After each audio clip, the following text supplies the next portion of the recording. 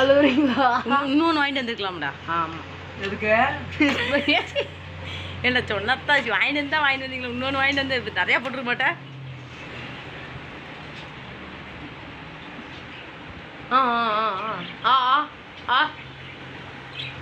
இது அப்படியே அப்படியே நல்லா சுருட்டி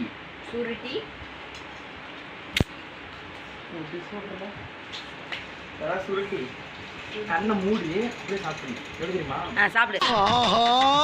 காட்டிட்டான்டா, அவன் விசுவாசத்தை காட்டிட்டான்டா. பிடிச்சி